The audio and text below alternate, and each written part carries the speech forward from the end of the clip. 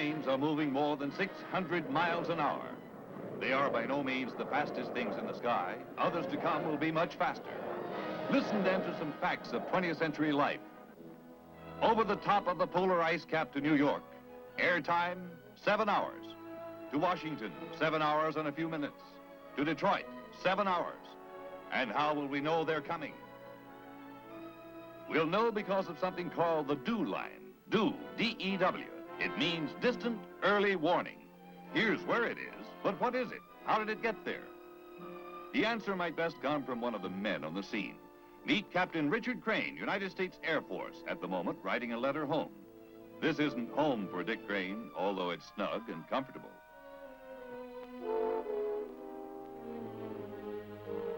But outside, it's 10 above and heading for 0. Outside is somewhere along the DEW line. And speaking of my next post, Dad, it still isn't definite. Contrary to your doubts, there's still plenty of work to be done up here. Let me try to explain what this DEW line really means. You already know it's a system of warning posts stretching thousands of miles across the Arctic through some of the world's most desolate country. You know it's operated electronically to spot invading planes. But you don't know how it was set up. There were doubts it could be done, but we had to protect the most vulnerable approach to North America. So the Canadians and we got together and just went out and did it. First, there had to be preliminary exploration of this vast area of icy, desolate nothingness. Then the Air Force daringly dropped the necessary equipment, such as bulldozers, to carve out landing strips big enough for larger supply planes.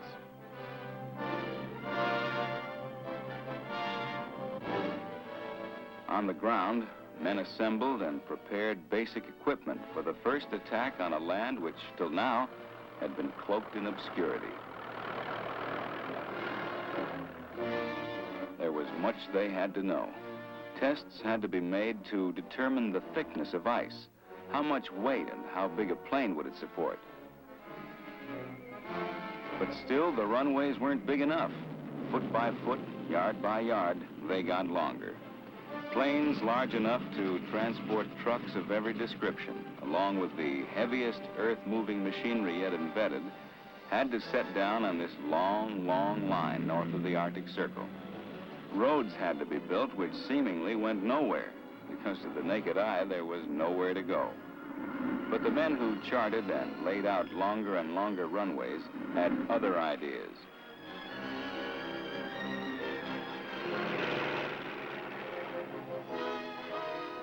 You're a contractor, Dad, so you can appreciate the need for having the right supplies at the right spot at the right time.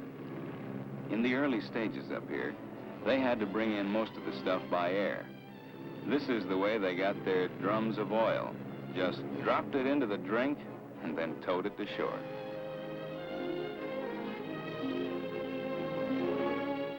Other materials were debarked in a little more conventional manner. Using live steam to penetrate the rock-like permafrost, they began boring the frozen tundra to set pilings to support permanent installations.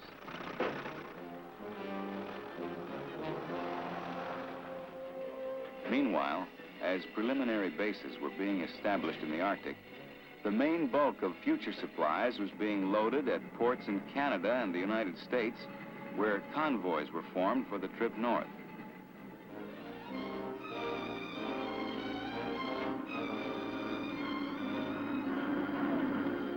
Much of the route ran through lonely, icy seas.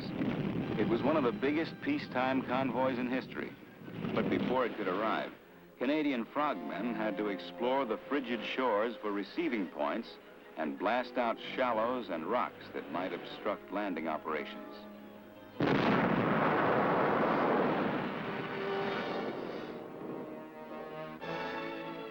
The grading and clearing of beaches for shore receiving points began immediately.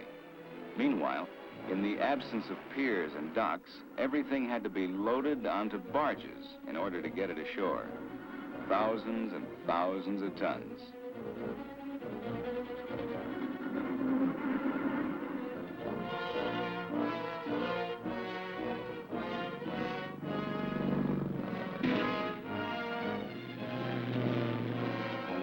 Some of the special equipment, of course, simply went ashore under its own power.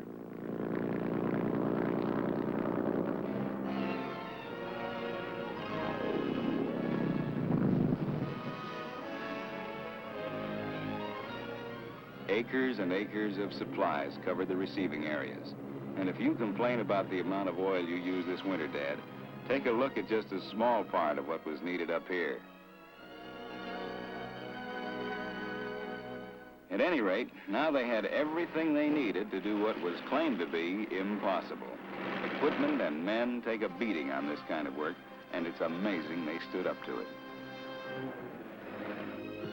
At the same time, the Mackenzie River was being used to ship material to points remote from the Arctic shoreline.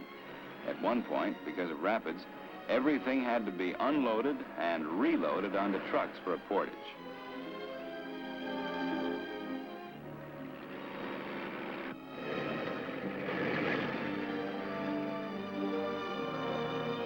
It sure was a weird sight to see an ocean-going tug traveling overland.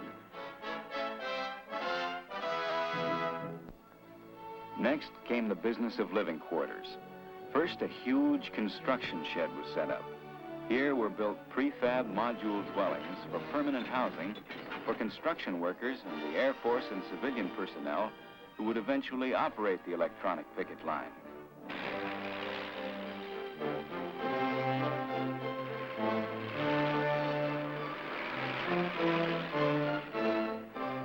As units were finished, cat trains hauled them to their dwelling sites where foundations had previously been prepared.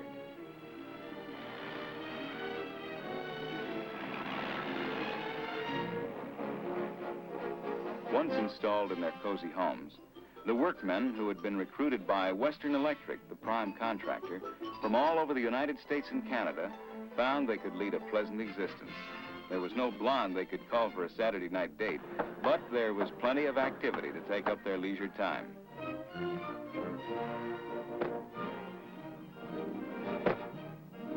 Terrific meals are a big morale factor up here. The chefs obviously take pride in their work, and when it comes to desserts at any rate, they make us feel we've never left home. It may be sacrilege to say this, but they make donuts as good as Mom's. Well, almost as good. The variety and quantity leave nothing to be desired, and you should see the workers put the stuff away.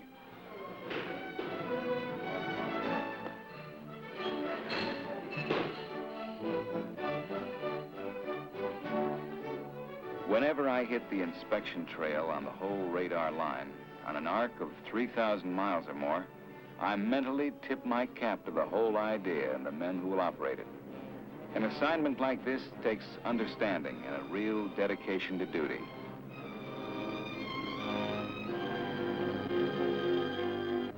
Once in a while, I visit our northernmost citizens, the Eskimos and the few others who make up Point Barrow, Alaska, the farthest North American community.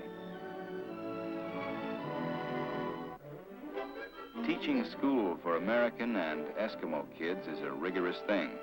For drinking water, you simply go to the storage house, fetch a chunk of ordinary natural ice, and let it melt into a bucket. On one trip, I saw the wreckage of a ship used by Roald Amundsen, who did some polar pioneering of his own 30 years ago.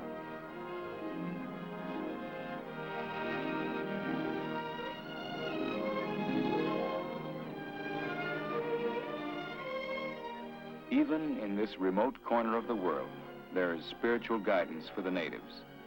A mission established by a priest who understands the Arctic and its people has a large group of faithful parishioners.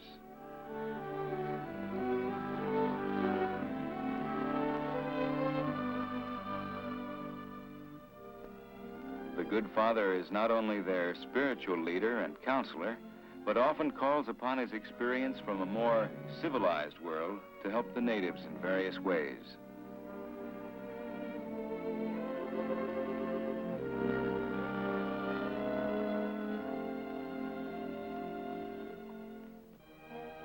Nearby, I had a chance to observe some of the color and customs surrounding these people, who, I'm convinced, are among the finest on Earth.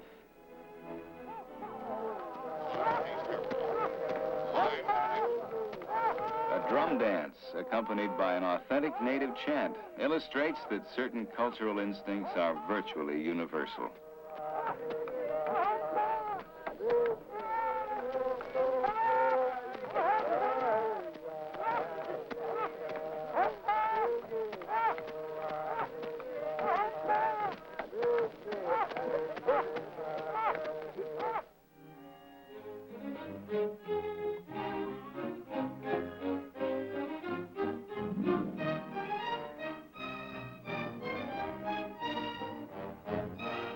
The Eskimos' boats, used both for hunting and transportation, haven't changed much from a century ago.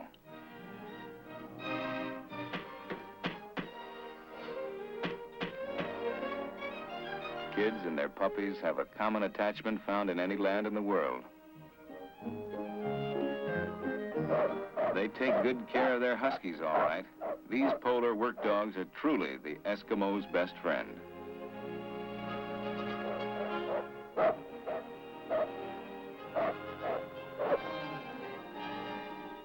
They're fairly well trained in everything but table manners.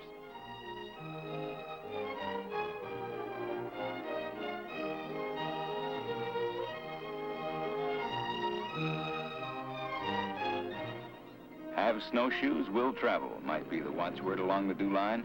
There's a continual checking of every radar post as it's installed. And the chief consultants for the civilian contracting company, H.G. Ross and Robert Alexander, are never out of touch with things.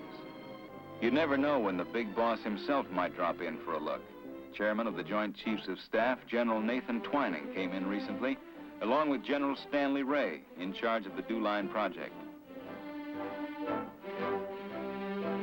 Well, Dad, that's the story.